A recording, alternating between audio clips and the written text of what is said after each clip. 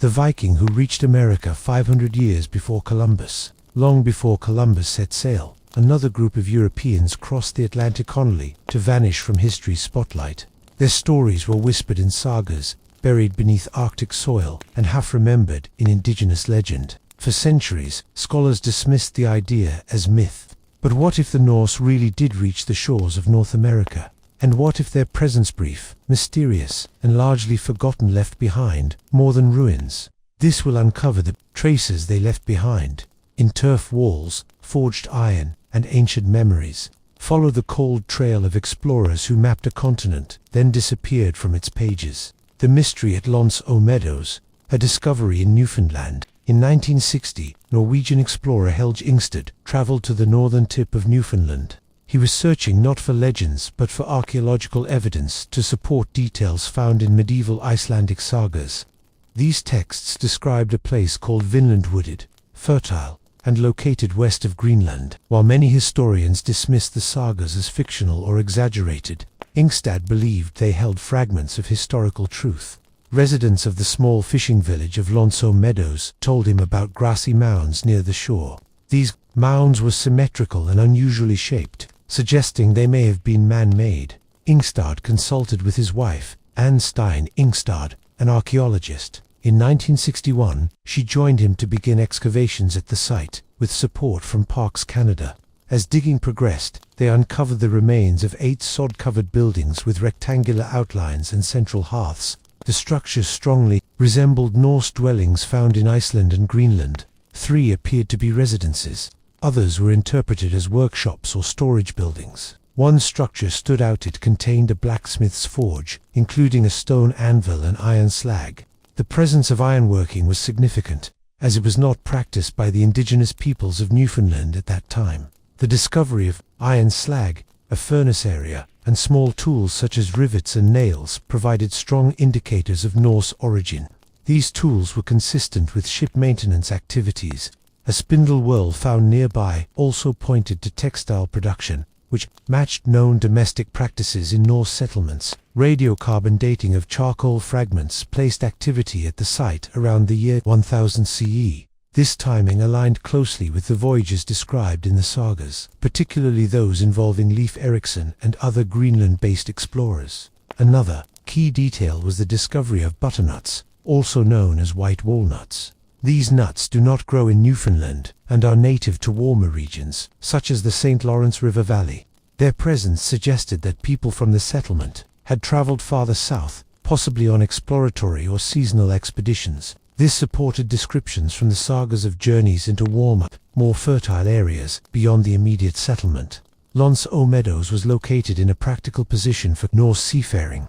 It offered shelter, fresh water, nearby timber, and access to open ocean routes. Ships from Greenland could have reached it by following the coastlines of Baffin Island and Labrador before turning south. The Norse relied on environmental clues and oral navigation techniques rather than magnetic instruments. The site's scale suggested a small group of 30 to 70 individuals, possibly staying for part of the year. No burial sites or animal pens were found, which indicated a seasonal presence rather than permanent occupation.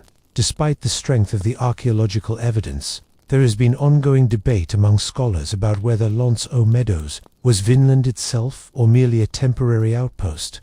The sagas described a land with wild grapes and milder weather, features not consistent with Newfoundland's current environment. Some scholars argue that the sagas, written more than 200 years after the events they describe, may have combined details from multiple voyages or used symbolic language. Nonetheless, the general narrative of a westward voyage, brief settlement, and return matches the site's evidence. In 1978, UNESCO designated Lons Meadows as a World Heritage Site. It remains the only confirmed Norse site in North America outside of Greenland. The original structures were reburied for preservation, and full-scale replicas were constructed nearby based on excavation data. These reconstructions used turf, wood, and stone, reflecting typical Norse building techniques. Demonstrations of metalworking and domestic crafts are conducted on-site for educational purposes. Artifacts recovered from the site are stored and studied in Canadian institutions. Advanced methods such as residue analysis and microscopic wear studies provide insight into the tools and materials used. These techniques have helped confirm food sources, craft activities, and the duration of occupation, although no additional confirmed Norse settlements have been found farther south. Researchers continue to investigate coastal areas for signs of further exploration or temporary camps. The name Lonceau Meadows is believed to be a French adaptation, possibly from El Ants Alamedi. The Norse themselves left no written records or carvings at the site. All knowledge of their presence comes from the physical remains, iron fragments, timber outlines, and fire-scarred soil that continue to offer evidence of a brief but significant moment of European contact with North America. Eric the Red's exile. How banishment opened the western frontier. In 982 CE, a Norseman named Eric Thorvaldsson was exiled from Iceland after a series of violent disputes that resulted in multiple killings. Later known as Eric the Red, due to his red hair and beard, he came from a family already marked by exile. His father, Thorvald Asveldsson, had been expelled from Norway around 964 manslaughter, which led the family to settle in Iceland. When Eric faced similar charges, the Althing, the island's General Assembly, declared him an outlaw. Under Icelandic law, this meant he had to leave the island for 3 years or risk being killed without legal consequence. Instead of seeking refuge in other Norse communities, Eric chose to explore westward. He had heard of land seen by Gunnbjörn Olfsson, a mariner who, according to the Landnámabók, had been blown off course during a voyage and spotted islands beyond Iceland. Although Gunnbjörn had not landed there, the sighting suggested that land existed in that direction. Using this as a starting point, Eric organized a small expedition and sailed west, carrying livestock, tools, and supplies, indicating plans for settlement rather than temporary shelter. After days at sea, Eric and his crew reached the southeastern coast of a large island. It was not entirely covered in ice, as some fjords in the southwest revealed patches of grass, low shrubs, and usable land during the summer. The coastline featured deep fjords that provided sheltered harbors, and driftwood accumulated along the shores, offering building material in a region with few native trees. Marine life, including seals and fish, was abundant. Eric and his men built simple shelters and relied on hunting and subsistence to survive. During the 3 years of exile, Eric explored the southern fjords, identifying locations that could support habitation. The land was rugged and cold, but survival was possible. When his exile ended around 985, Eric returned to Iceland to recruit settlers. He named the island Greenland, believing that a pleasant name would encourage people to join him. According to the saga of Eric the Red, this naming strategy was intentional. His promotional efforts were partially successful. That same year, 25 ships departed Iceland carrying settlers, livestock, and supplies. Only 14 arrived in Greenland. The rest were either lost or forced to return due to harsh weather. The new arrivals established 2 main settlements: the eastern settlement near present-day Qaqortoq and the western settlement near present-day Nuuk. These became the westernmost European colonies of the medieval era. At their peak, they supported an estimated 2,000 to 3,000 people. The settlers maintained Icelandic customs, including assemblies and law speakers. Christian influence began to take hold, though traditional Norse beliefs remained common. Farming was limited to grazing livestock such as sheep, goats, and cattle. Hunting, fishing, and seal meat were essential supplements. Eric the Red remained in Greenland and founded an estate at Braitaly in the eastern settlement. This site became a central hub for the colony. Archaeological remains at Braitaly include longhouses, storage buildings, and a small church later built by Eric's wife, Thorhild, after her conversion to Christianity. According to the sagas, Eric refused to enter the church, maintaining his belief in the Old Norse gods. This religious divide reflected broader cultural changes occurring throughout the Norse world during that period. Eric's son, Leif Erikson, was born in Greenland and raised among the early settlers. The settlements Eric helped establish later served as launching points for further exploration westward. Greenland became more than a place of exile, became a critical base for Norse expansion. The sagas suggest that Eric never returned to Iceland, remaining in Greenland until his death. The 2 primary sources for Eric's story are the Saga of Eric the Red and the Saga of the Greenlanders. Though written in the 13th century, after the events they describe, these texts remain central to understanding Norse activity in the North Atlantic. Archaeological evidence from Greenland supports many of the saga's details, including construction techniques, settlement locations, and subsistence strategies. Excavated sites reveal how settlers adapted to limited resources and harsh conditions, building turf houses with stone foundations and relying on regional trade when possible. Modern studies continue to examine soil layers, artifacts, and structural remnants to better understand the Greenland colonies.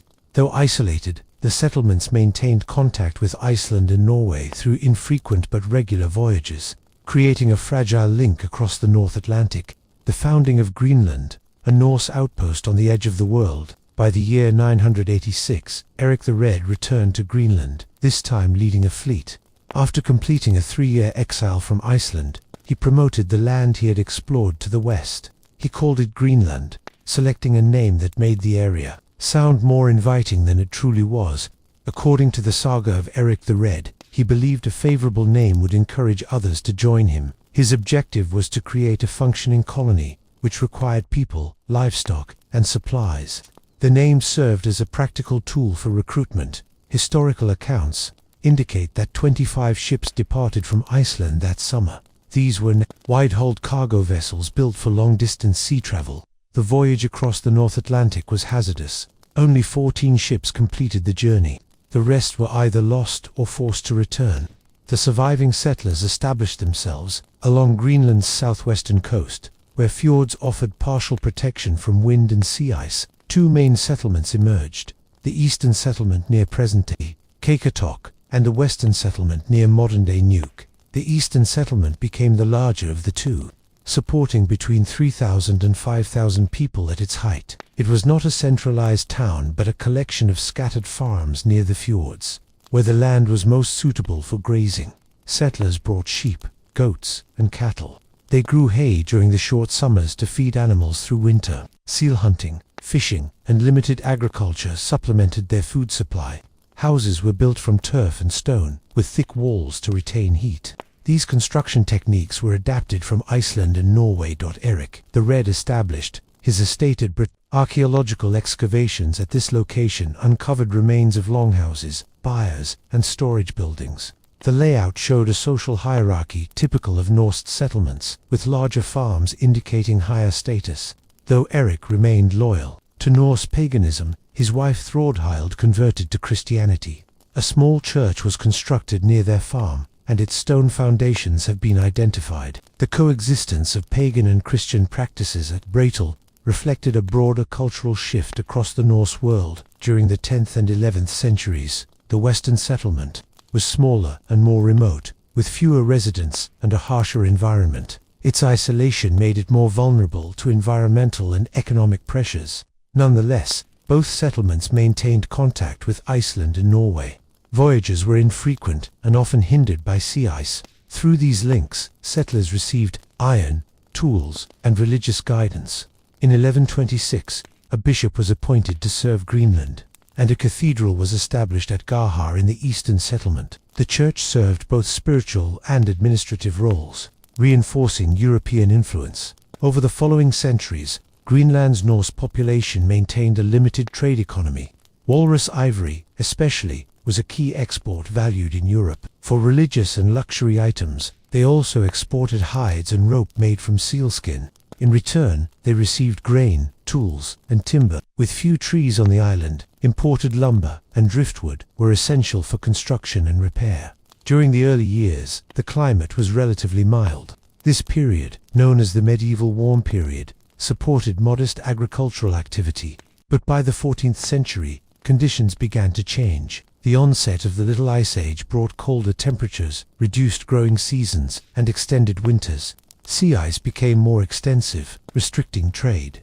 At the same time, demand for ivory declined, and European trade routes shifted. These combined factors weakened the settlements' ability to sustain themselves. Historians continue to study the decline of Norse Greenland. Likely causes include climate change, dwindling resources, reduced contact with Europe, and possible conflict with Inuit populations. The settlements eventually disappeared, but for centuries, Greenland was the westernmost reach of Norse civilization. It served as the base for later voyages west, including those led by Leif Erikson. The ruins of Norse Greenland were rediscovered in the 18th century by Danish missionaries. Excavations in the 20th and 21st centuries have revealed important details about daily life. Artifacts such as iron tools, spindle whorls, carved wood, and animal bones help reconstruct how settlers adapted to the environment. DNA studies on livestock indicate patterns of breeding. Soil samples show how agriculture pushed the limits of the fragile land. Greenland was not isolated, was a node in a Norse network that stretched from Norway to Iceland and reached the edges of North America. Bjarni Herjolfsson has sight of unknown lands to the west. In the summer of 986, Bjarni Herjolfsson left Iceland to find his father, Herjolfur, who had recently joined Eric the Red's fleet, bound for Greenland. Bjarni had just returned from trading voyages in Norway and was unaware of the Greenland expedition until his arrival in Iceland. Upon learning of his father's departure, Bjarni purchased a ship and assembled a crew. Though he lacked precise knowledge of the route to Greenland, he set out westward across the North Atlantic. What followed was a voyage defined by miscalculation, and whether yet it resulted in what may have been the first European sighting of the North American mainland. The primary source for this event is the saga of the Greenlanders, written centuries later in Iceland. According to the text, Bjarni's ship encountered a storm shortly after departing. Fog obscured the sky, the winds were strong, and navigation became difficult. Eventually, when conditions cleared, land was sighted, but it did not match descriptions of Greenland. The coastline appeared wooded and flat, lacking glaciers or the high, steep terrain that characterized the new colony. Judging that he was off course and too far south, Bjarni chose not to land. He ordered the crew to continue northward, hoping to find familiar territory. Over the following days, they encountered additional stretches of coast, each one different from what they expected of Greenland. The saga describes 2 or 3 such sightings, with consistent mentions of forested terrain. Despite these observations, Bjarni again refused to make landfall. His sole aim was to locate his father and reach Greenland, not to explore unknown shores. Eventually, they arrived at Braitaly, where Eric the Red had established his settlement, and where Herjolfur was residing. Bjarni's brief account of unfamiliar western lands caused interest among Greenland's settlers. While his details were limited, he had not disembarked or described specific features. His report marked the first documented European sighting of lands west of Greenland. Based on prevailing interpretations, modern scholars believe the areas Bjarni saw may have included parts of Labrador, Newfoundland, or the coast of Nova Scotia. The lack of exploration means that exact identification is speculative. The story of Bjarni presents a contrast to later Norse voyages. Though he was the first known European to observe the American mainland, he demonstrated little interest in examining it. Some historians view his decision as practical, a merchant focused on his goal. Others suggest he simply lacked the exploratory impulse that would define later voyages. His account nonetheless circulated within the Norse world, eventually reaching Norway and inspiring figures with more interest in venturing west. Among those influenced by Bjarni's report was Leif Erikson, son of Eric the Red. Years later, Leif acquired Bjarni's ship and prepared for a deliberate westward expedition. Leif's background, resources, and status gave him the ability to pursue what Bjarni had only glimpsed. In this way, Bjarni's unintended discovery became the catalyst for the Norse voyages that would result in the exploration and temporary settlement of Vinland. Modern efforts to trace Bjarni's path rely on clues from the saga and knowledge of medieval Norse navigation. Scholars consider wind direction, currents, and the sailing capacity of Norse Nas. The mention of forested shores, which Greenland lacked, supports the view that Bjarni reached parts of the Canadian coast. However, the absence of anchoring or inland travel makes such identifications uncertain. The voyage's significance lies not in its precision but in its timing. It occurred decades before Columbus and centuries before formal European colonization of the Americas. Bjarni's story also reflects the Norse understanding of land use. Their exploration was typically driven by resource needs: grazing land, wood, and access to hunting or fishing grounds. New territory had value if it could be settled or used. Bjarni's failure to explore might reflect his judgment that these lands lacked immediate benefit or were too remote. In the context of his mission to find his father and integrate into the Greenland settlement, detouring for unknown lands may have seemed impractical. though Bjarni Herjolfsson left no archaeological record and made no landfall. His sighting was remembered. It was recorded in saga literature and preserved through oral tradition. He represents a transitional moment in Norse expansion, a seafarer whose course deviated just enough to glimpse something beyond the accepted edge of the world. While Leif Erikson's later achievements would overshadow him, Bjarni's journey opened the way. It marked the beginning of Norse awareness of a Western continent seen, but not yet touched. Leif Erikson's voyage, the expedition that reached Vinland. In the years following the settlement of Greenland, Norse interest in the lands Bjarni Herjolfsson had sighted grew steadily. By the early 11th century, sailing west of Greenland had shifted from rumor to possibility. Among those most intrigued was Leif Eriksson, son of Eric the Red, born around 970 in Iceland and raised in Greenland. Leif came of age during an era of sea trade and adaptation to the North Atlantic. He had heard stories not only of Bjarni's voyage but of other Norse navigators. As a respected mariner with ties to Greenland's leadership, Leif was well positioned to act. Leif purchased the ship that Bjarni had used on his journey. According to the saga of the Greenlanders, he gathered a crew of 35 men and launched his expedition around the year 1000. While the sagas offered no precise date, most historians agree it occurred near the turn of the millennium. Departing from Braitaly in southern Greenland, Leif followed a route roughly based on Bjarni's report, aiming to trace the unknown coasts in reverse. The first land Leif reached was likely the northernmost sighting from Bjarni's account. The sagas describe it as rocky and barren. Norse sources called it Helgeland, or Stone Land, which may correspond to Baffin Island. Leif and his crew did not stay. Sailing south, they arrived at Markland, a forested area described as fertile and wooded. Scholars suggest it may have been the Labrador coast. Again, the party did not remain. Further south, they encountered a region with milder temperatures, rivers full of salmon, and wild grapes. The sagas called it Vinland Wineland. While the type of grape is debated, the area appeared warmer and more hospitable than Greenland. Here, Leif chose to winter. The crew built turf-walled dwellings using Norse techniques.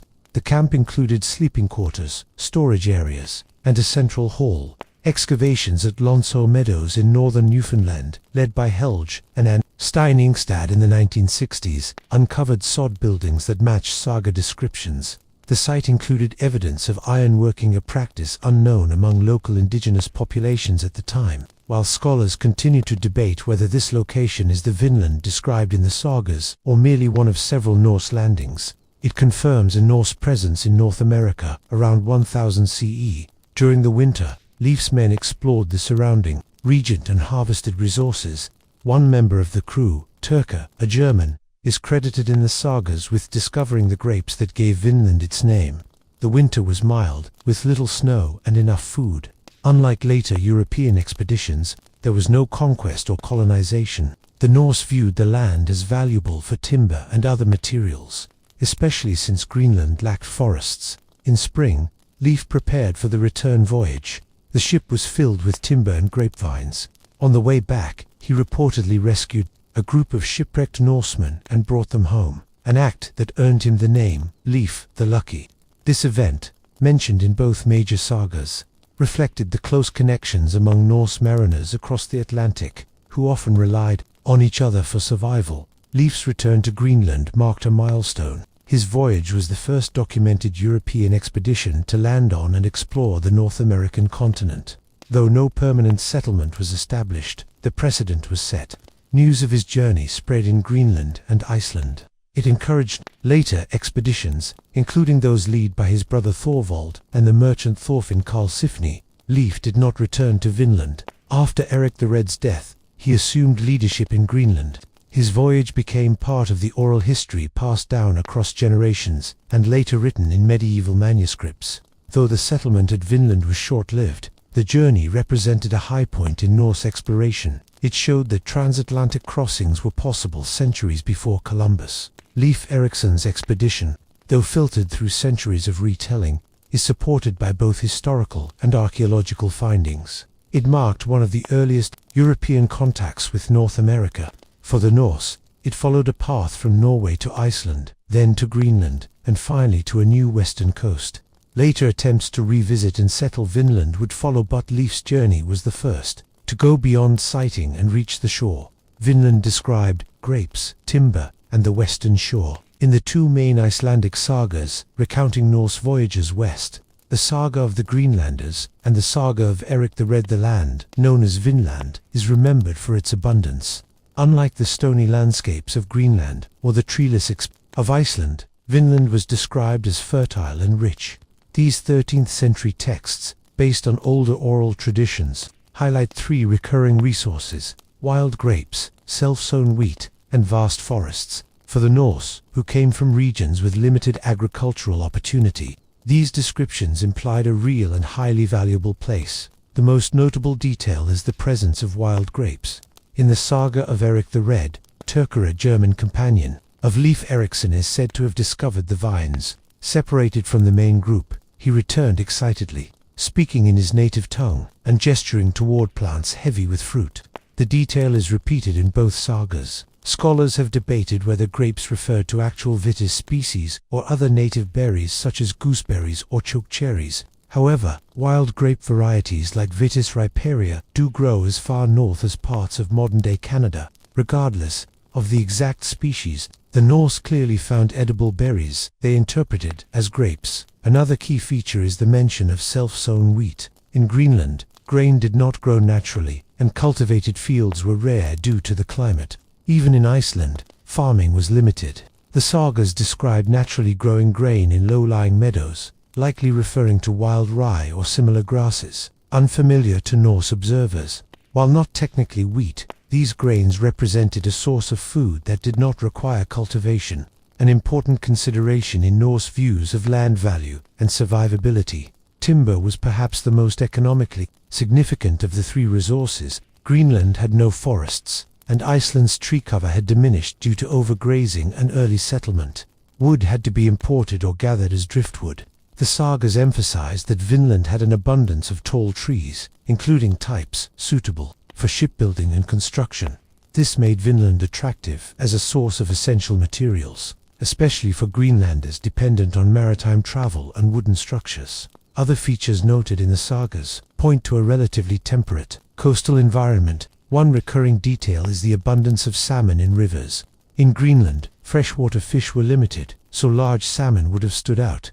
The texts also note that in Vinland, grass remained green throughout the year, and snowfall was a milder climate than Greenland, though not necessarily warm. These descriptions align with what is known about the North Atlantic during the medieval climate optimum, a period from roughly 950 to 1250 CE. When regional climates were more favorable for farming and exploration. Findings at the Norse site of Lons Ole Meadows in northern Newfoundland provide archaeological support for parts of the Vinland account. Discovered in the 1960s by Heljan Anstein Ingstad, the site contains turf-walled structures, evidence of ironworking, and signs of boat repair. Though no grape seeds or wild grain have been recovered there, the environmental features of nearby regions such as the Gulf of St. Lawrence fit. The descriptions of Vinton rivers, forests, and berry-producing plants are common in that region, suggesting that Lons Ole Meadows may have served as a temporary base for further inland. Travela. Curious detail in the sagas concerns the length of day and night. One passage suggests that daylight hours in Vinland were nearly equal with darkness, hinting at an area near the equinox line.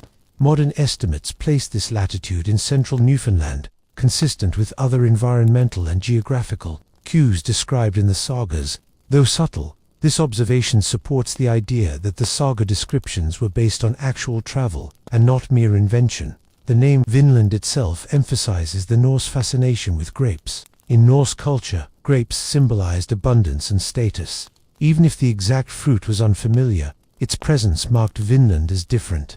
The sagas describe it not as a paradise, but as practically more fertile than Greenland, more temperate than Iceland, and accessible by ship. These qualities made it appealing for exploration and resource gathering, even if no lasting settlement was created. While interpretations vary, the consistency of details across both sagas and archaeological discoveries suggests that Vinland was a real part of Norse exploration.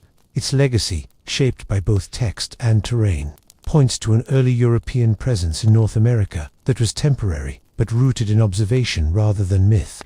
Building the settlement, Norse dwellings in a new world. In the early 1960s, archaeologists Anne Stein Ingstad and Helge Ingstad excavated a site at Lonso Meadows in northern Newfoundland, uncovering the remains of a Norse presence in North America. What they found was not a simple encampment, but an organized settlement with features consistent with Norse architecture from Iceland and Greenland. The site included longhouses, turf walls, workshops, and evidence of domestic life, all suggesting a serious attempt to establish a foothold in unfamiliar territory. At the center were 3 large dwellings, constructed using sod over wooden frames. The walls were thickophon, exceeding a meter to insulate against northern climates. These buildings closely resembled longhouses found in Greenland, with rectangular shapes, internal wooden posts, and stone foundations. The use of turf and timber reflected techniques developed over generations. Even in a new land, the Norse relied on established construction methods suited for cold, wind, and durability. The site also included workshops and specialized structures. One building functioned as a blacksmith's forge, complete with a slag pit and traces of ironworking. The presence of a forge suggests that the settlers intended to remain long enough to require tool maintenance or construction. Another building appears to have served carpentry purposes, likely for ship repair or building interior furnishings. These facilities indicate that the occupants were not only explorers, but also craftsmen equipped to support a functioning settlement. Inside, the longhouses' hearths lined with stones provided heat and cooking space. Ash and charcoal layers remained intact, even after centuries. Artifacts such as oil lamps and bone needles suggest women were present.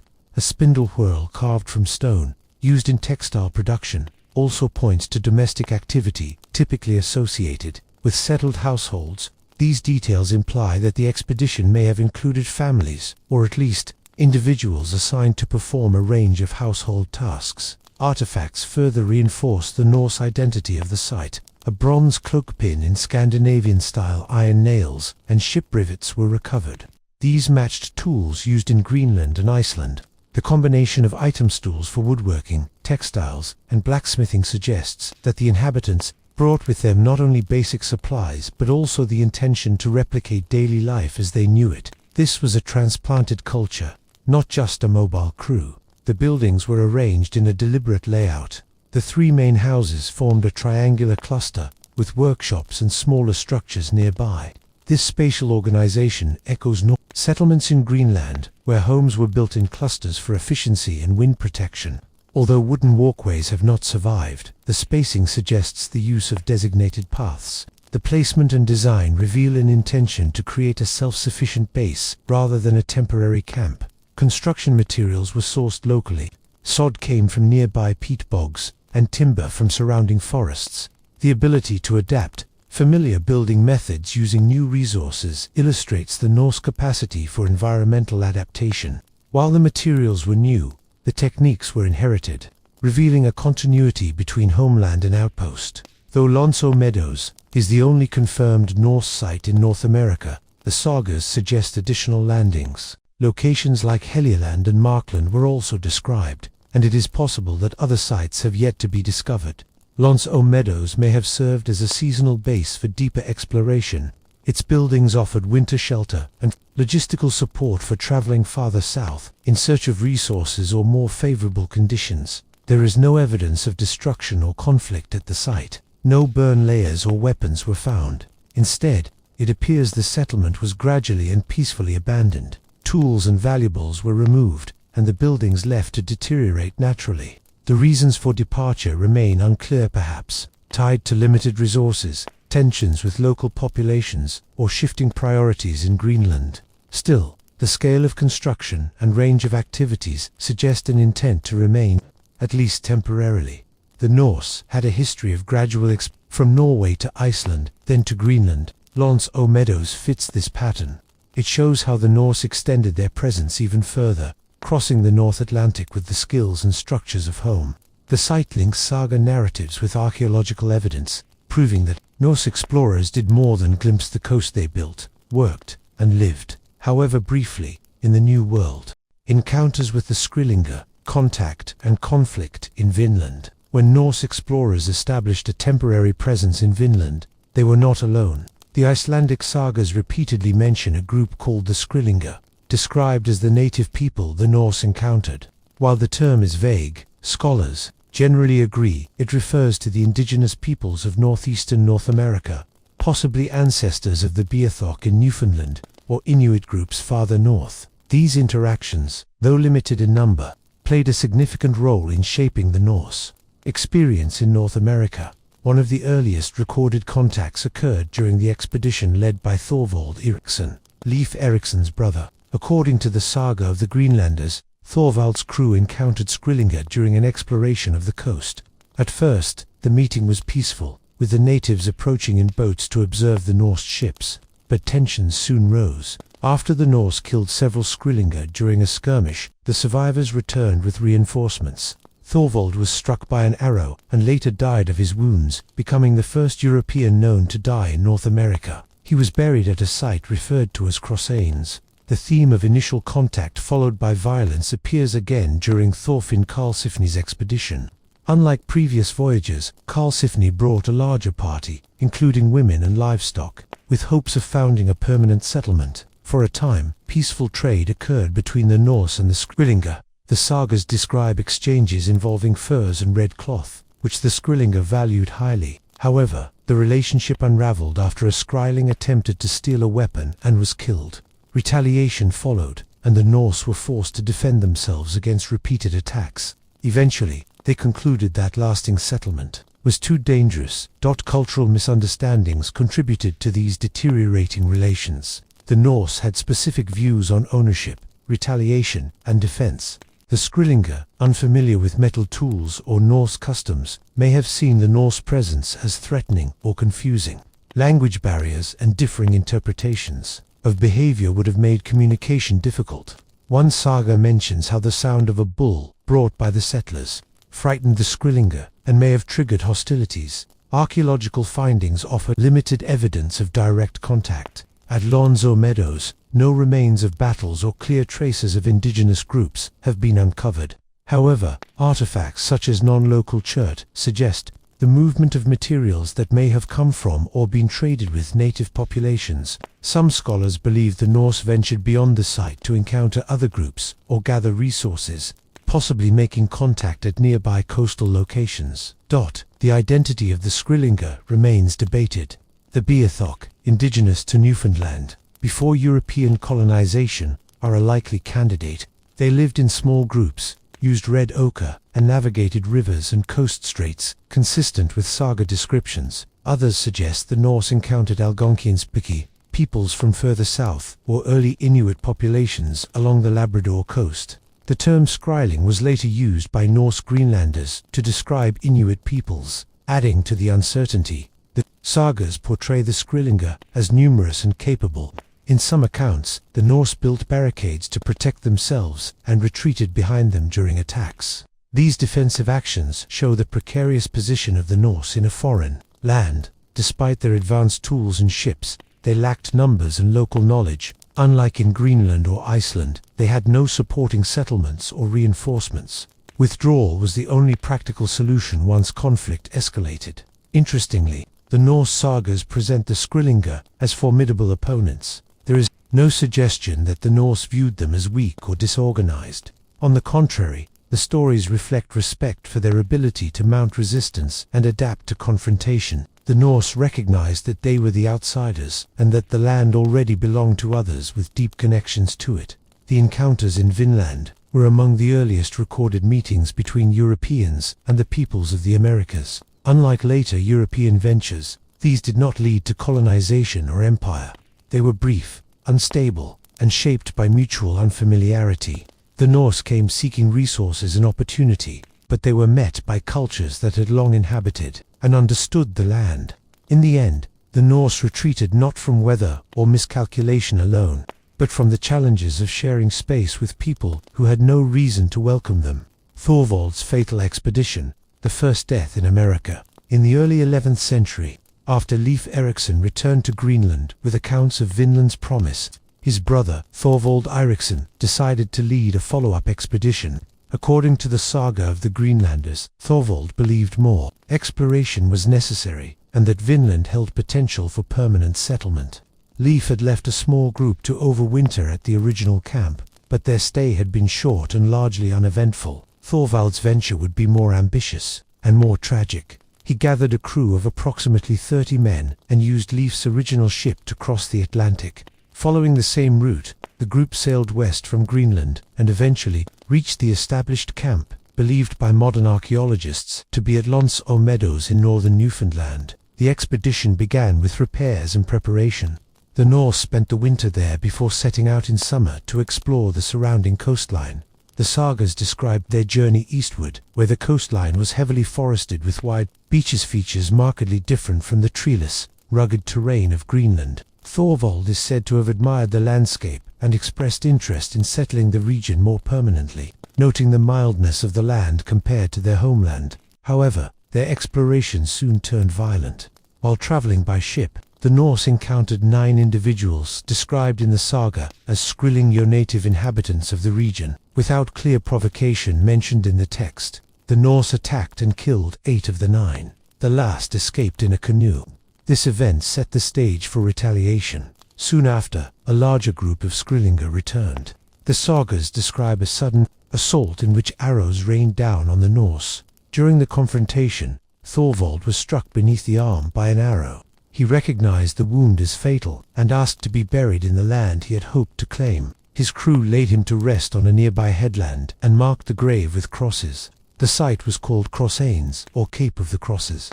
Thorvald's death was the first recorded European fatality in North America. It marked a shift in the tone of Norse exploration, revealing the dangers of venturing into lands already inhabited by people with their own territories and social systems. While the Norse had navigated the harsh climates of Greenland and Iceland, Vinland posed a different kind of challenge, one rooted not in weather or isolation, but in human conflict. The expedition remained through the following winter, but no new buildings were constructed beyond those established by Leif. In spring, the remaining crew sailed back to Greenland. News of Thorvald's death spread among the Norse, reinforcing the idea that Vinland, though promising in resources, was not easily claimed. The sagas provide limited context about the Skrillinger's perspective. There is no explanation of what prompted the Norse to attack first, nor any description of how the natives perceived the newcomers. Scholars suggest that the Norse approach, shaped by a culture of defense and honor, may have viewed any unfamiliar group as a threat. Language barriers and cultural misunderstandings could have further heightened tension. The exact location of Thorvald's grave remains unidentified. While Lons aux Meadows is the only confirmed Norse site in North America, no burial matching the saga's description has been found.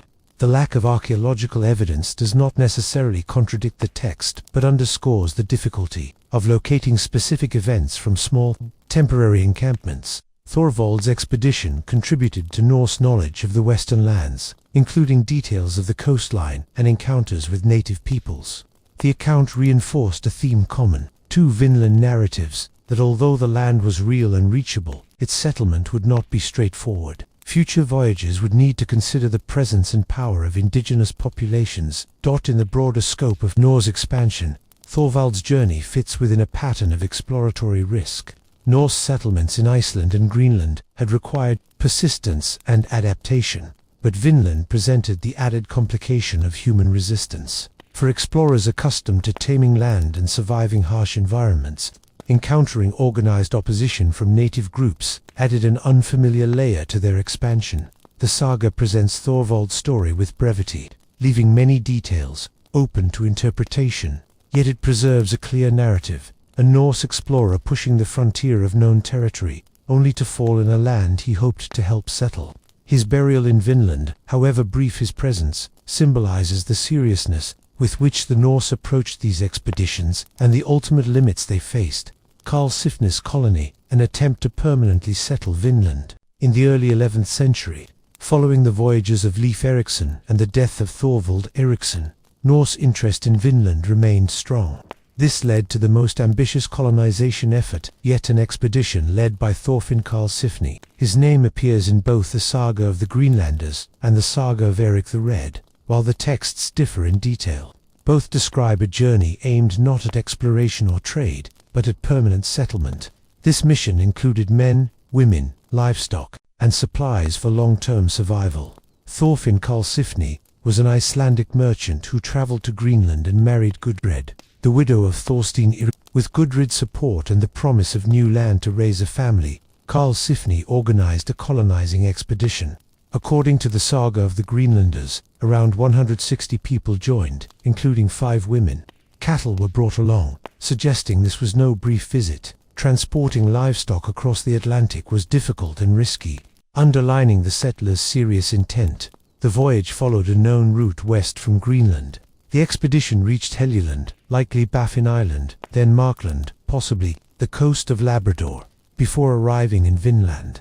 The sagas describe them settling near Leif's earlier camp, which modern scholars identify with the site at Lons o Meadows in Newfoundland. This location provides the only confirmed evidence of Norse presence in North America, outside Greenland. Upon arrival, the settlers built traditional Norse-style dwellings, likely using timber frames covered in sod.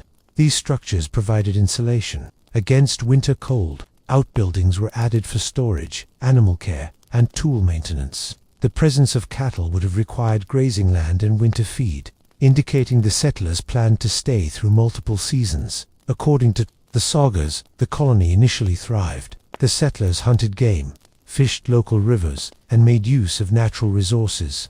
Reports of wild grapes and self-sown wheat contributed to the region's name Vinland. While some of these agricultural references remain debated, they helped shape the Norse view of Vinland as a rich and promising land.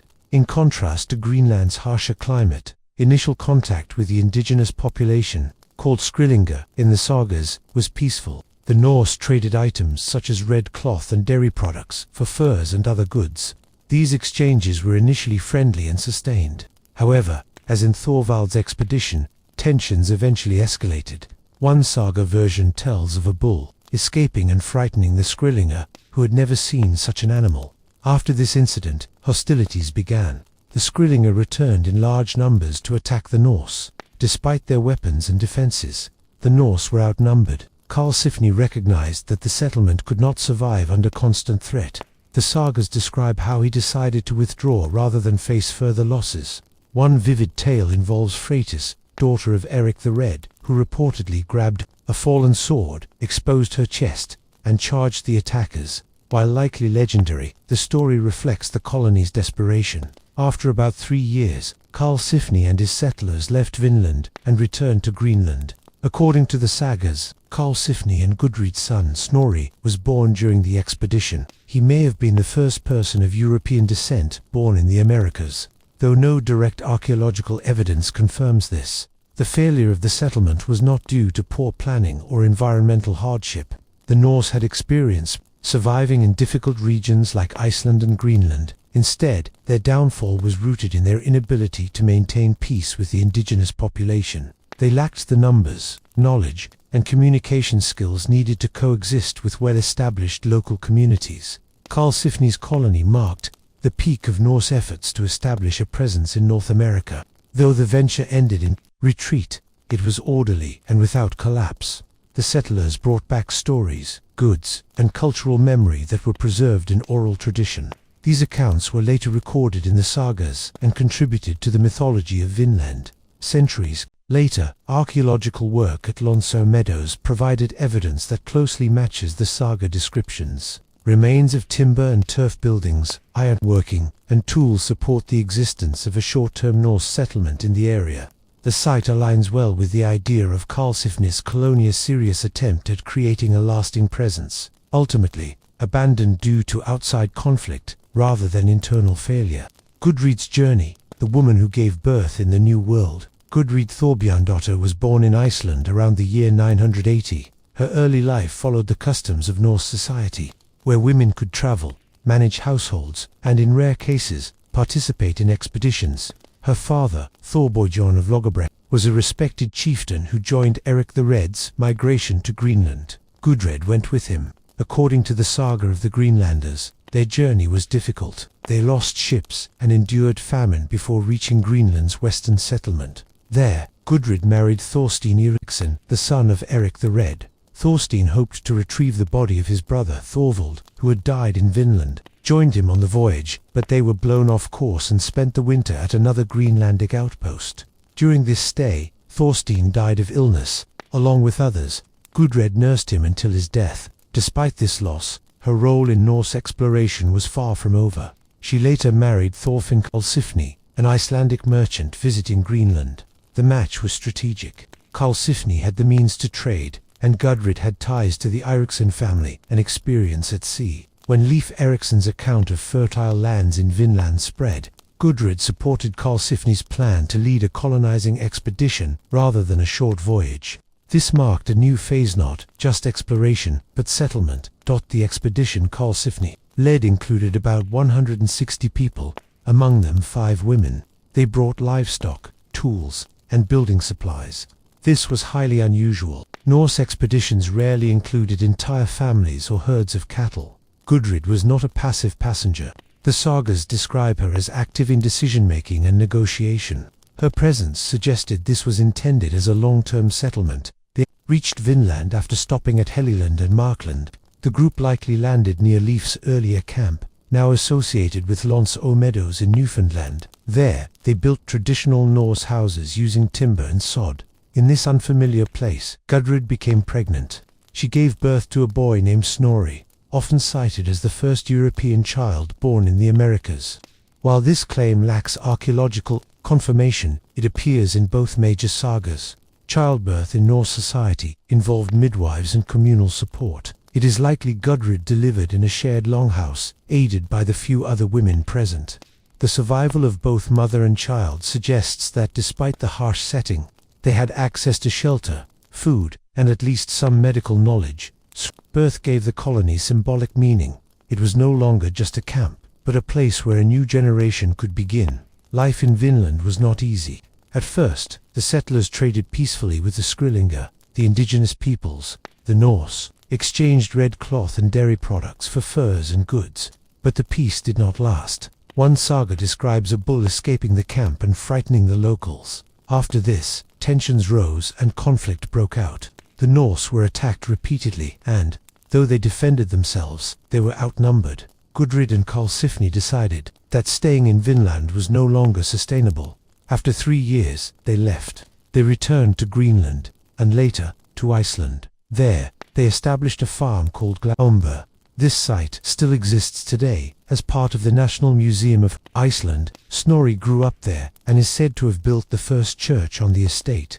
After Karlsefni's death, Gudrid's journey continued. According to the saga of Eric the Red, she made a pilgrimage to Rome. If true, it would make her one of the most widely traveled women of her time, moving from Iceland to Greenland, Vinland, and possibly all the way to continental Europe. The saga describes her entering religious life in her later years, though these details are difficult to confirm.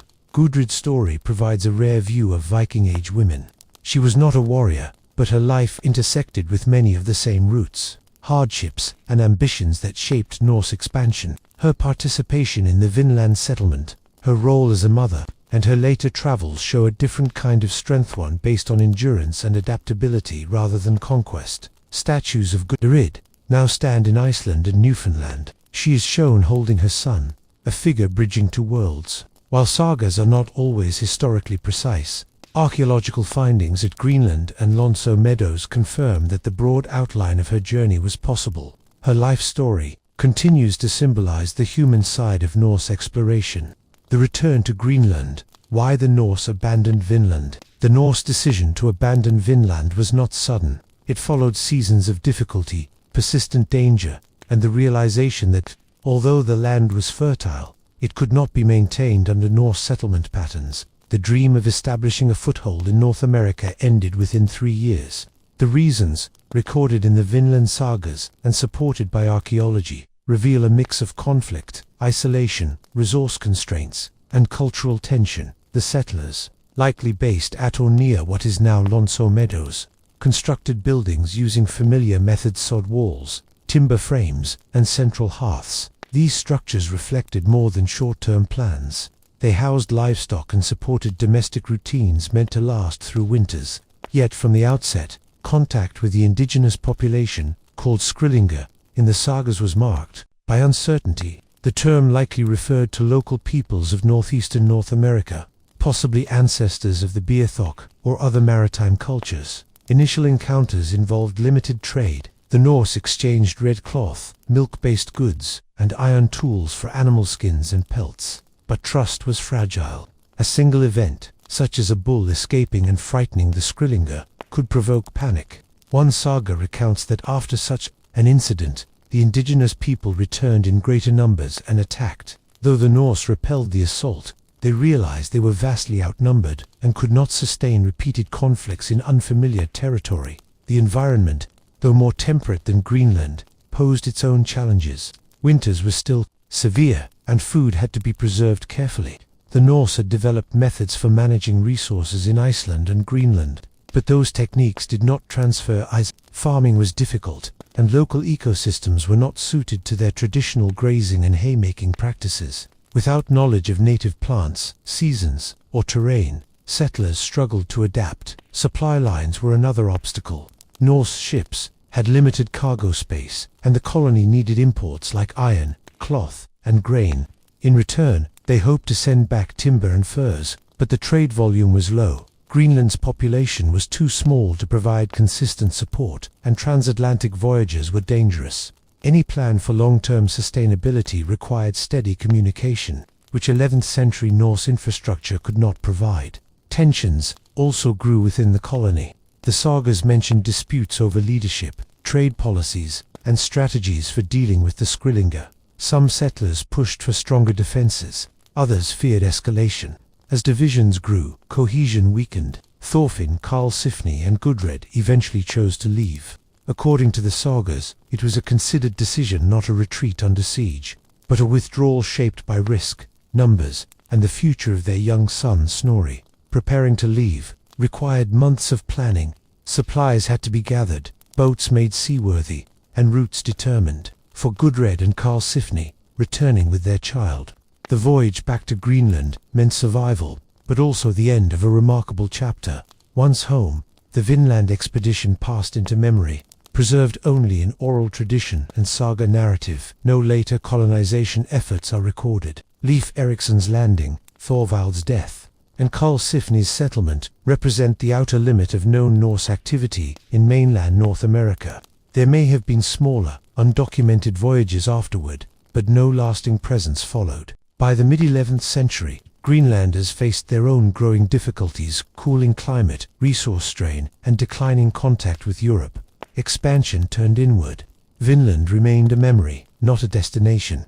The physical legacy is minimal. Excavations at Lonso Meadows have uncovered iron nails, a bronze pin, carbon-dated wood, and turf structures, all matching the saga's descriptions. But beyond this site, no additional Norse settlements have been confirmed on the continent. If others existed, they were likely short-term camps, now lost to erosion, vegetation, or time. The return to Greenland marked not a collapse, but an acknowledgement of limits. The Norse reached the shores of a new world, using only sunstones, coastal sightings, and their understanding of the sea.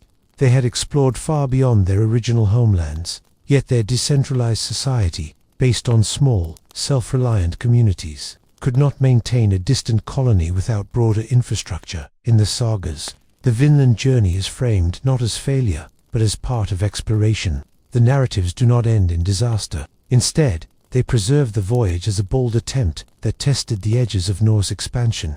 For centuries, the story was seen as myth, until archaeological discoveries in the 1960s confirmed that the Norse had indeed reached and briefly settled North America. The climate shift, how the Little Ice Age changed the Norse Atlantic. The Norse expansion across the North Atlantic depended not only on skilled navigation and leadership, but also on favorable climate conditions. Around 985, when Eric the Red founded the Greenland settlements, the North Atlantic region was experiencing the medieval warm period, a phase of relatively mild weather that made limited farming in high-latitude regions possible.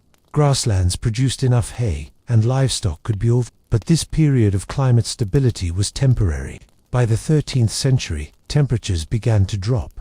Sea ice expanded, summers shortened, and storms intensified. This shift, known as the onset of the Little Ice Age, altered life in Greenland, and likely contributed to the Norse retreat from North America, including their abandonment of Vinland. Scientific data confirms this climate transition. Tree rings, ice cores from Greenland, and sediment layers from lakes in Europe and North America all indicate a steady cooling trend, starting around the year 1200 and worsening through the 1300s. While the effects varied by region, the North Atlantic experienced some of the most severe impacts. For Norse settlers in Greenland's eastern and western settlements, even minor drops in temperature reduced hay yields and shortened the growing season. The Greenland colonies, always fragile, relied on stored food, seal hunting, and a regular trade with Europe. A colder climate increased the risk of winter starvation and made recovery from crop failure difficult. The consequences of climate change were evident before the full collapse of Norse Greenland. In the 11th and 12th centuries, worsening sea conditions began to affect travel routes. The same paths that had supported voyages from Iceland to Greenland and onward to Vinland became more treacherous. Pack ice extended farther south, especially in spring and early summer, when sailing was most feasible. Delays could leave ships stranded. Fewer voyages meant fewer supplies. This discouraged future expeditions and made it harder to support remote colonies like Vinland. In Vinland, early settlers had noted abundant resources, grapes, wild game, and timber, but even modest cooling could affect plant growth, disrupt animal migration, and lengthen winters. The sagas mention storms, snow, and food shortages. These challenges, though not necessarily extreme, were compounded by the settlers' isolation and unfamiliarity with the local environment. Unlike in Greenland, there were no long-established systems for managing the land, no nearby Norse communities, and no reliable support network. As sea ice grew and travel declined, Norse communities became increasingly isolated. The Icelandic annals recorded fewer voyages to Greenland after the mid-13th century. Contact with Europe weakened. As trade declined, so did access to iron, cloth, and grain. Greenlanders relied more on local substitutes like bone, driftwood, and walrus ivory, but these could not replace essential goods. For Vinland, even more distant and dependent on external support. This breakdown made long-term occupation unworkable. The Little Ice Age didn't arrive suddenly. It progressed slowly, year by year. European historical records describe crop failures, harsher winters, and shorter growing seasons.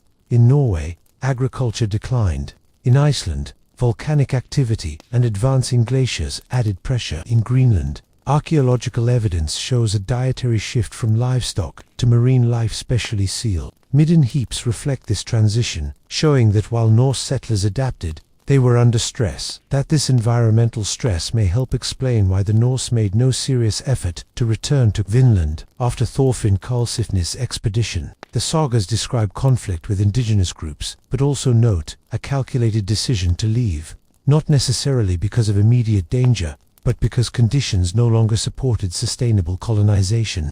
The Little Ice Age turned marginal ventures into impossible ones. Greenland's western settlement disappeared in the 14th century, likely due to starvation and isolation. The eastern settlement survived into the 15th century, but by then, communication with Europe had nearly ceased. When Danish expeditions reached Greenland in the 1500s, they found no surviving Norse settlers. The once thriving colonies had disappeared without any records explaining their final years. A similar fate befell Vinland, the Norse outpost in North America. It was only sustainable during a brief period of favorable conditions. Once that window closed, the Norse withdrew. While climate change wasn't the sole reason, it was a major factor. The Norse adapted with turf houses, shifting diets, and expert navigation without compasses. But the Little Ice Age brought maritime isolation, economic hardship, and fewer options, sealing off frontiers that once held promise. Navigation without compass, the sunstone, and open-sea sailing. The Vikings crossed the open ocean long before the magnetic compass was widely used in Europe. Their ability to navigate without modern instruments has puzzled historians. But evidence points to a mix of environmental awareness, oral tradition, and possibly the use of a tool known as the sunstone. Norse seafarers used observation-based techniques that allowed them to cross the unpredictable North Atlantic and make landfall in places like Iceland, Greenland, and even Vinland in North America, long before the compass arrived from China and entered European use around the 13th century. Norse navigators had already established settlements across vast ocean distances. Their ships followed intentional routes, including the settlement of Iceland in the 9th century. the colonization of Greenland in the 10th, and expeditions farther west. These voyages depended on reading the sea, the sky, the wind, and wildlife behavior. The primary celestial tool was the sun.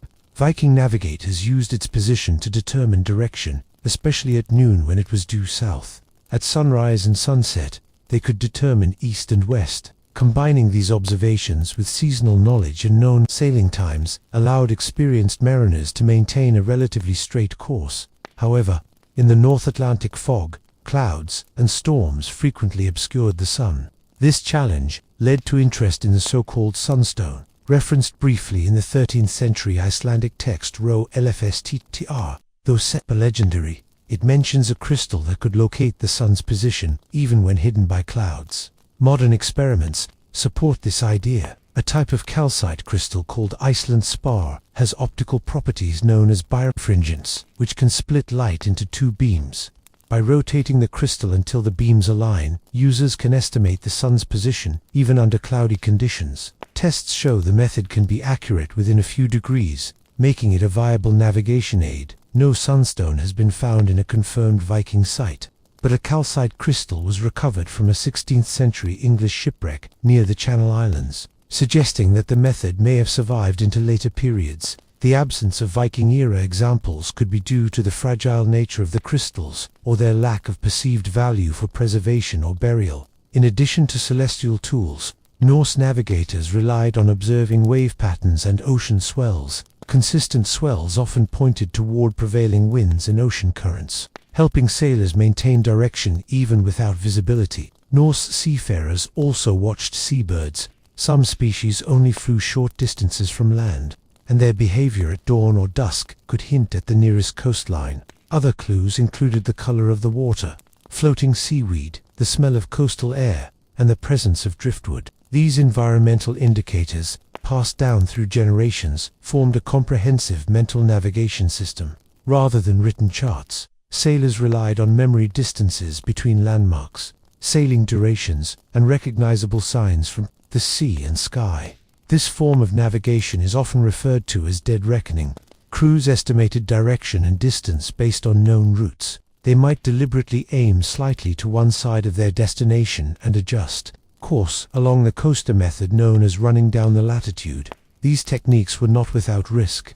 The North Atlantic's rough seas, hidden rocks, and sudden weather changes meant shipwrecks were common.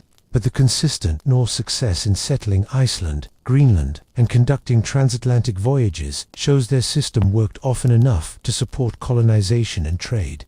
When Leif Erikson reached Vinland, he likely followed an island-hopping route Norway to the Shetlands, then the Faroes, Iceland, and Greenland. From there, Vinland lay only a few sailing days west in good weather.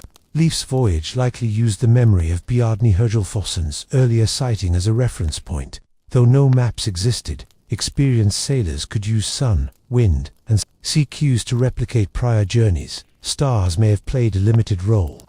During summer voyages, the short nights and twilight limited star visibility. But Polaris, the North Star, might have helped during darker months. Combined with sun-based methods and possibly sunstones, these tools created a flexible system of navigation without instruments. Norse voyages to Vinland were not accidental. They were guided by generations of seafaring knowledge, rooted in careful observation and adapted to the North Atlantic's conditions.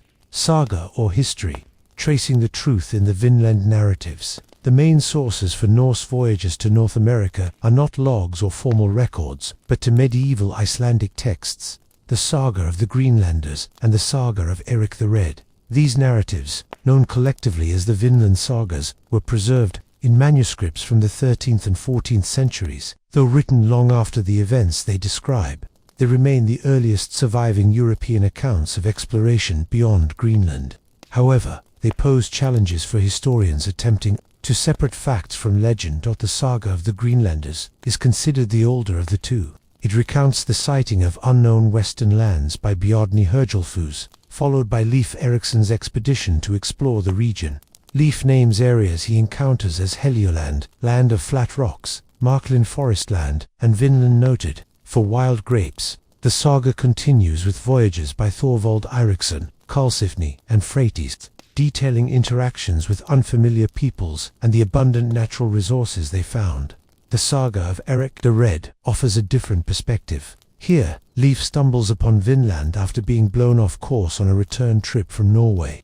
The focus then shifts to Thorfinn Karlsefni's colonization attempt and conflicts with the Skrýlingar, the Norse term for indigenous peoples. Gudrid, Karlsefni's wife, plays a prominent role, and her son Snorri is noted as the first European child born in the Americas.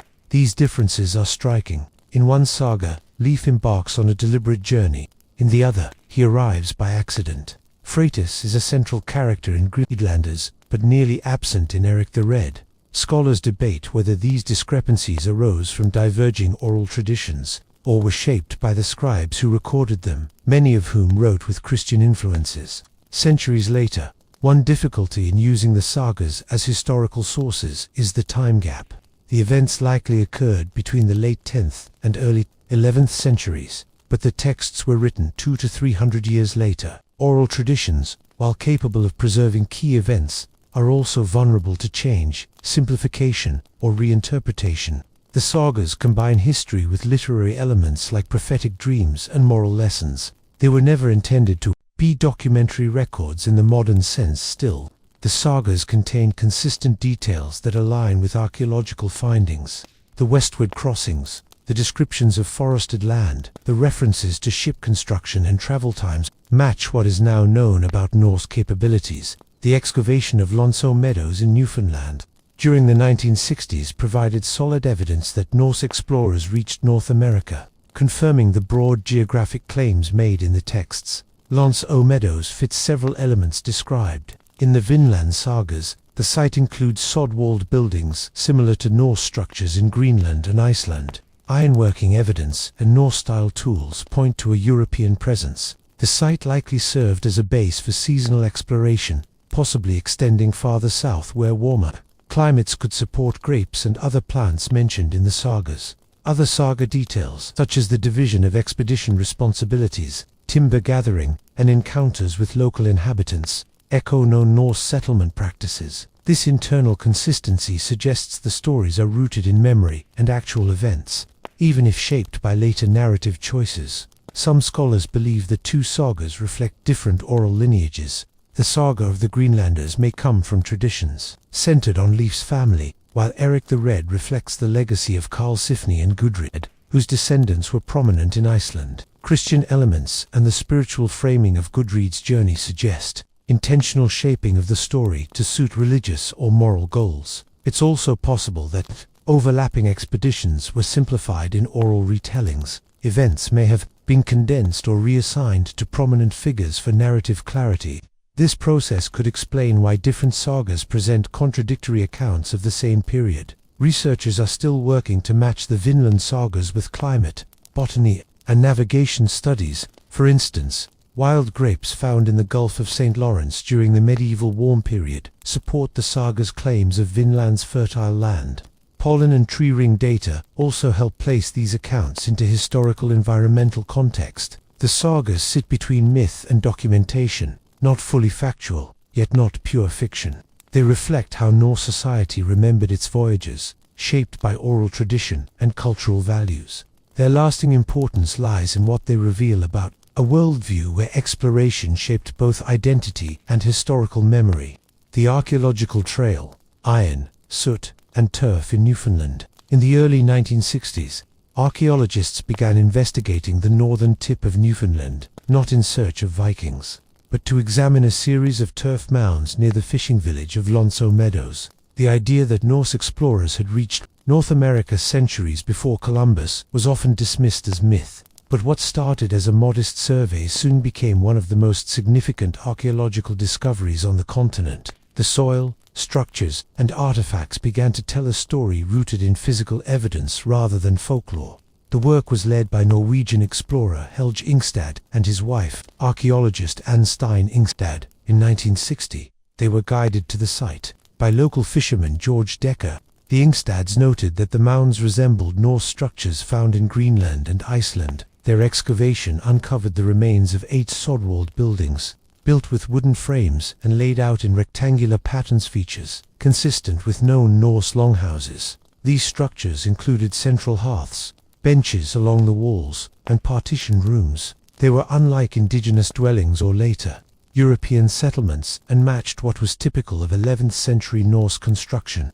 This finding alone was significant, but more followed. One of the most important discoveries was evidence of iron. The Norse were among the few North Atlantic cultures at the time with the knowledge to smelt bog iron. At Lons O Meadows, archaeologists found slag, a byproduct of iron smelting, alongside the remains of a small forge. This site remains the only confirmed location of pre-Columbian iron production in the Americas, directly linking it to Viking Age European technology. Microscopic analysis of soil samples revealed traces of charcoal and burnt wood, consistent with cooking and metalwork activities. These chemical residues were not randomly distributed, but formed distinct layers, aligning with the known layout and usage of Norse buildings. Dating methods placed the activity around 1000 CE, matching the era described in the Icelandic sagas. Artifacts unearthed added further support. A bronze cloak pin of Norse design, a bone needle, and a whetstone were found. These were not trade items but functional tools of everyday life, reinforcing the idea that the site had been actively inhabited, even if only temporarily. Botanical evidence also played a role. Wood fragments from species like butternut. Two more temperate areas such as New Brunswick were discovered at the site. Since butternut does not grow in Newfoundland, this suggests that Norse explorers traveled farther south to gather resources, lending support to saga descriptions of more fertile lands. The layout of Lons O Meadows suggests it was never intended as a permanent settlement. The site lacks storage cellars, animal pens, and larger communal structures seen in more established Norse colonies. Instead, it appears to have functioned as a seasonal base for exploration, ship maintenance, and resource gathering. Evidence of boat repair further emphasizes this point. Near the shoreline, archaeologists identified a stone-lined pit that may have been used to dry or seal ships. This aligns with the maritime needs of Norse expeditions, where seaworthy vessels were critical for survival and exploration across the Atlantic. Tree-ring dating of wooden beams from the site provided a felling date around the year 1000. This matches closely with the saga timelines of Leif Erikson's voyage, giving additional weight to the argument that this Sida one connected to it was part of the Norse ventures into North America. Some scholars argue that Lons O Meadows was only a northern outpost, with the true Vinland located farther south. The absence of wild grapes and limited evidence for long-term occupation support this theory. However, the presence of southern plant materials, such as butternut, indicates that the Norse likely explored regions beyond Newfoundland. What makes Lons O Meadows remarkable is not its size, but its uniqueness. It is the only confirmed Viking Age site in North America outside of Greenland. Its discovery offered the first tangible proof that Norse explorers crossed the Atlantic and built dwellings on this continent nearly 500 years before Columbus. Today, the site is a UNESCO World Heritage location. The remnants of its sod walls and blackened forge may be quiet now, but they remain a lasting marker of a bold and deliberate moment in early transatlantic exploration, when the boundaries of the known world briefly expanded westward, one sail at a time. The Norse mapmakers, tracing lands beyond the known world. In the medieval Norse world, maps were not standardized tools of navigation, but fragments of memory and observation. The Norse left behind no formal cartographic records from the Viking Age itself. Yet later, Icelandic maps and written references suggest how they may have visualized the lands they explored, especially those west of Greenland. What remains is not a complete picture, but scattered evidence of a geographic understanding that reached beyond Scandinavia and possibly into North America. Between the late 9th and 11th centuries, Norse sailors navigated using oral tradition, environmental cues, and experience. Instead of paper maps, they relied on the behavior of birds and sea creatures, the shape of waves, the path of the sun, and familiar coastlines. Navigation was communal knowledge, passed down through generations of seafarers, preserved in sagas, travel accounts, and, in rare cases, visual representations created long after the voyages took place. One of the most cited medieval artifacts is the Skalholt map, created in 1570 by Sigurdur Stephenson, an Icelandic scholar. Based on oral history and no lost texts, the map shows Helluland, Markland, and Vinland names known from the sagas positioned to the west of Greenland. Although drawn centuries after the events it references, the map captures the enduring memory of Norse transatlantic exploration as passed down in Icelandic tradition. The place names themselves reflect descriptive Norse logic. Helgeland, or Land of Flat Stones, is believed to refer to Baffin Island. Markland, or Forest Land, is associated with the Labrador coast. Vinland, often linked to Newfoundland or the Gulf of St. Lawrence, was seen as fertile and rich in resources. These names do not appear to be inventions of fiction, but practical labels assigned by seafarers encountering unfamiliar terrain. Understanding Norse geography also requires considering their cosmology. In Norse belief, the world was structured in concentric realms, with Midgard, the human world, at the center. Lands discovered across the sea did not always fit into this mythological structure, and were thus treated more as peripheral discoveries than formal extensions of the known world. This may explain why Western voyages received little attention in the theological or royal records that influenced medieval European. Cartography. Another controversial piece of evidence is the Vinland map, which surfaced in the mid-20th century, and purportedly dated to around 1440. It depicted a land labeled Vinelanda Insula west of Greenland. If genuine, it would suggest knowledge of North America and Europe before Columbus. However, scientific tests of the ink raised doubts about its authenticity, and many now regard it as a 20th century forgery. Even so, the map reignited interest in how Norse exploration was remembered or forgotten in European history. Textual sources like the Landnámabók and Islendingabók Icelandic manuscripts from the 12th century also contain westward references. Though focused on land claims and genealogy, they echoed the saga themes of voyages across the Atlantic. The Saga of the Greenlanders and Eric's Saga Roa, while composed later, provide sequences of travel and place names that suggest a retained mental map of the Western Ocean.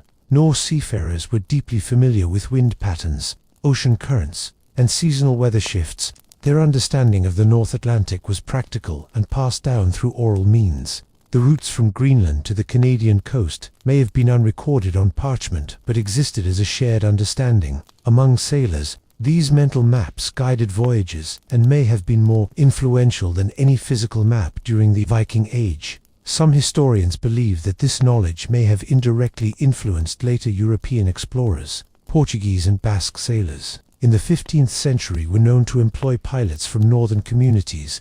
It's possible, though unproven, that memories of Western lands survived in these circles. However, there is no concrete evidence that Columbus or his contemporaries drew from Norse knowledge. The scarcity of Norse cartography is partly due to their decentralized society. Unlike Spain or Portugal, which institutionalized exploration, under monarchies, Norse expeditions were often private efforts led by families or clans. Settlements like Lanso Meadows were never fully connected to major trade networks, reducing the need for formal maps or royal records. Still, Norse geographic knowledge survived. The Skalholt map, saga accounts, and navigational practices form a fragmented picture of how Norse sailors envisioned lands beyond Greenland. Though speculative, these traces show a people whose seafaring mindset saw the ocean as a navigable road, guided by memory and stars.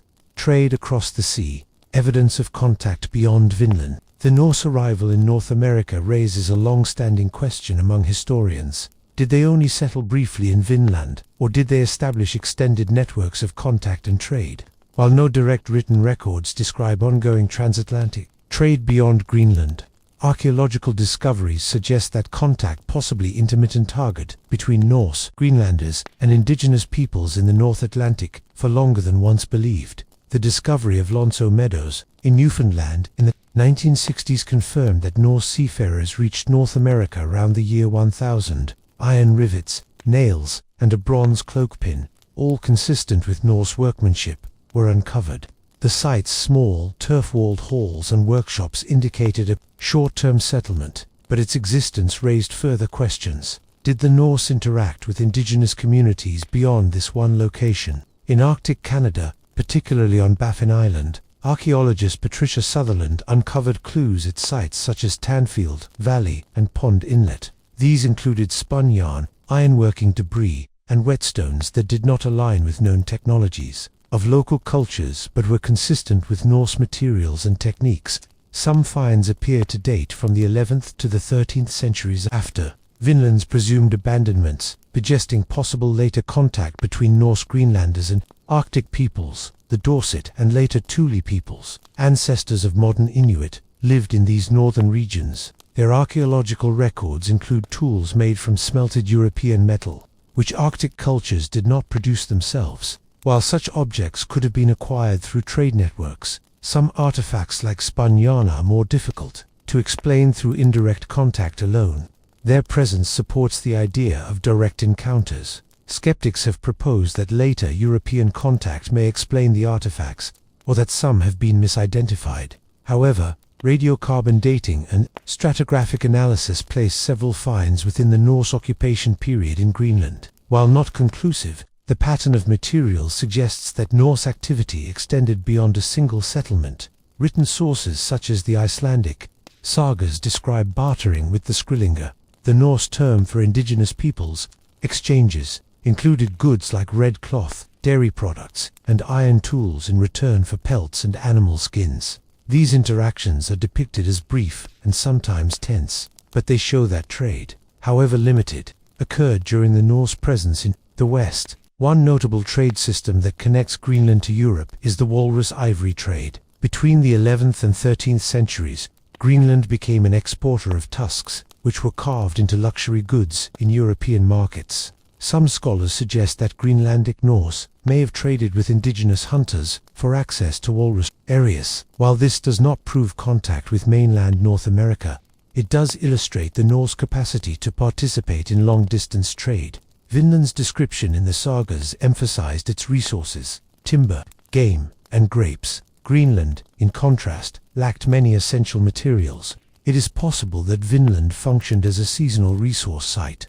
Small voyages to gather wood or explore coastal regions may have continued even after large-scale settlement was abandoned. The limited evidence of Norse goods in indigenous sites may reflect the nature of their visits. The Norse were not colonizers in the European sense. Their ventures into North America lacked permanent infrastructure, and their settlements were likely vulnerable to environmental and social pressures.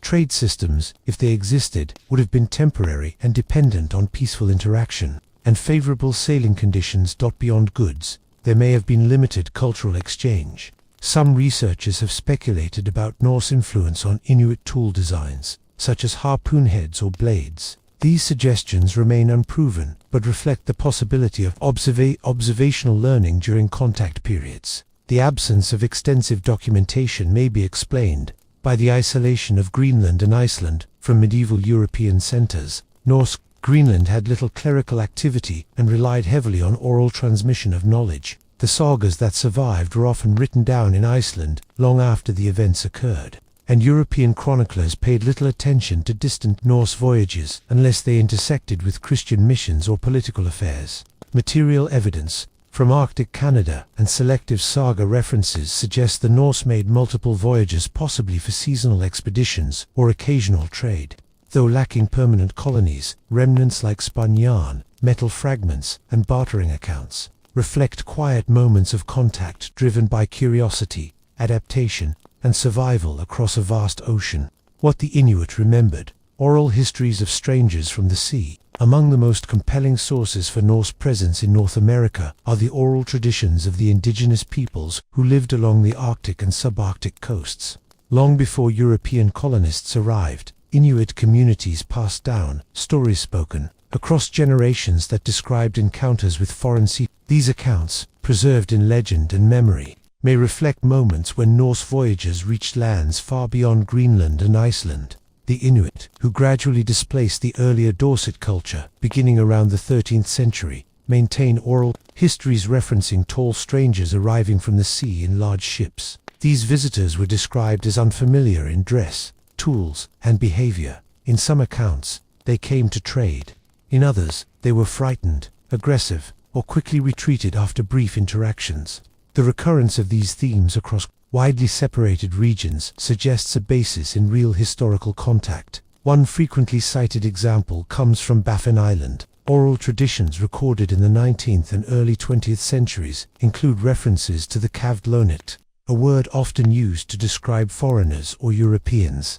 These people arrived in ships with high prows, wore unfamiliar garments, and carried iron tools materials the Inuit did not produce themselves. Unlike Inuit tools made from bone or stone, the Kavadlanad used shiny, hard objects capable of slicing through tough material. Several of these stories describe the Kavadlanad building temporary structures from sod and wood, fishing, and attempting trade. One account near Cape Dyer describes them offering red cloth and iron blades in exchange for furs and meat.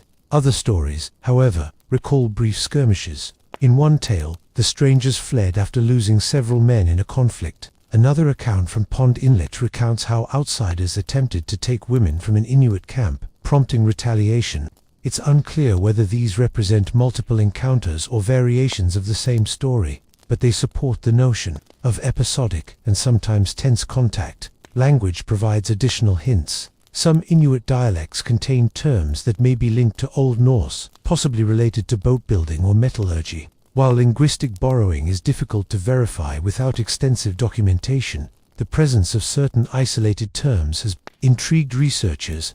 These may reflect historical exposure to Norse technology, though the evidence remains inconclusive. Archaeological finds add weight to the oral narratives.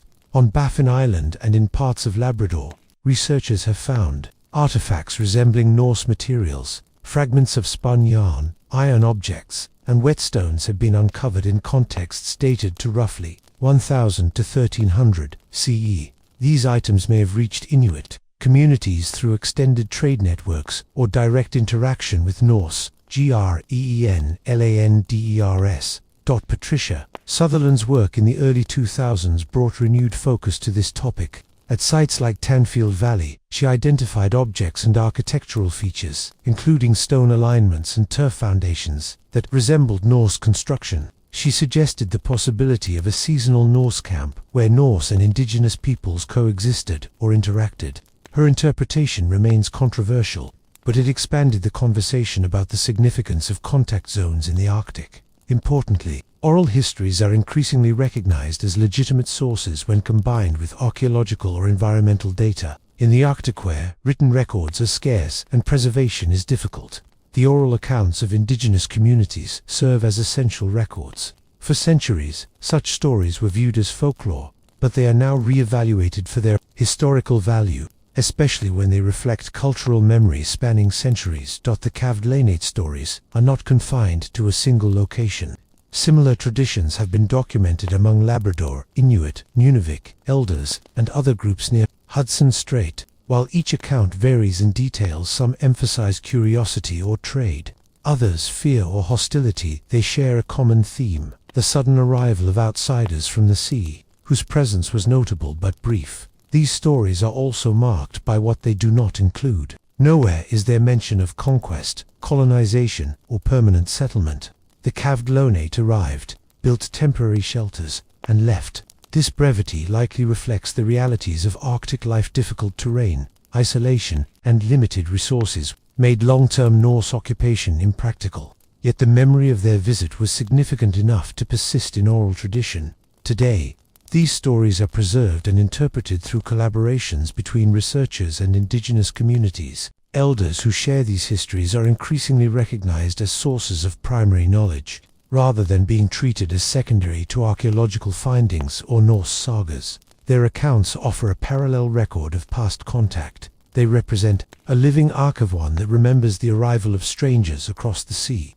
Why Columbus never knew. The silence of the Norse achievement. When Christopher Columbus set sail from Palos de la Frontera in August 1492, his voyage was celebrated as the first European discovery of the Americas.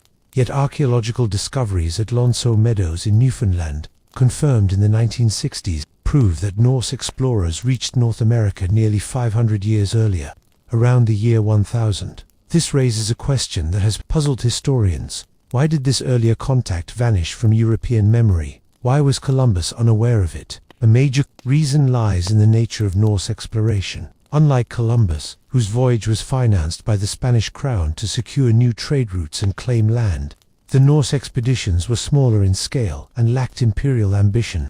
Leif Erikson's journey to Vinland likely followed earlier sightings of land to the west, but attempts at settlement were brief. and often met with resistance. These were not lasting colonies, but temporary outposts without the structure or support needed for continuity. The Norse world in the early 11th century did not have a centralized government or administrative system capable of documenting and preserving such voyages. Their knowledge systems were largely oral, with only a limited written tradition centered in Iceland. While sagas, like the saga of the Greenlanders and the saga of Eric the Red, do recount voyages to Vinland, they were not written until the 13th century, long after the events they describe. By then, Vinland had faded from active Norse life and lingered only in legend. When Greenland's Norse settlements declined during the 14th and 15th centuries due to colder climate, resource scarcity, and isolation, much of the local knowledge of the westward voyages likely disappeared. No institutional memory remained to preserve or transmit these stories beyond local oral tradition. The wider European world was also unaware of these sagas. The texts were written in Old Norse and preserved in Iceland, inaccessible to Latin-reading scholars of continental Europe. Unlike Columbus's letters, which were rapidly printed and circulated using the newly established printing press, Norse accounts remained confined to a few manuscripts. They were not translated or published widely until centuries later. Moreover, the Norse lacked a colonial infrastructure like that of Spain or Portugal. Their ships, while effective for coastal raiding and short sea journeys, were not part of a global trade network. Without a sustained economic motive or a political mandate to return to Vinland, there was no reason to maintain contact with North America. Over time, the importance of the Vinland journey diminished within Norse culture itself. Geopolitics also influenced how history was recorded. By the time of Columbus, the age of exploration was shaped by Christian European monarchies and the authority of the Catholic Church. Discoveries, sanctioned by royal decree or papal approval, were seen as legitimate and historically significant. Norse Greenland was a remote, marginal Christian community that never gained recognition from powerful centers like Rome or Lisbon. Its achievements were excluded from the dominant historical narrative. Even when occasional scholars speculated about pre-Columbian discoveries, their voices were isolated. In the early 17th century, Icelandic historian Ongrimur Jónsson wrote about Vinland, but his work received little attention. It wasn't until the 19th century, during a wave of romantic nationalism and renewed interest in Viking history, that serious attempts were made to re-examine the sagas. The turning point came in 1960 when Helge Ingstad and Anne Stein Ingstad excavated the Norse site at Lonsø Meadows. There they found sod buildings, iron nails, and a bronze cloak pinnell, consistent with Norse craftsmanship. This discovery provided the first definitive archaeological proof that Norse explorers had indeed reached and briefly settled in North America centuries before Columbus. Despite this, the Norse presence has remained largely a historical footnote. Columbus's voyage fits more cleanly into the narrative of European expansion, empire, and documented achievement.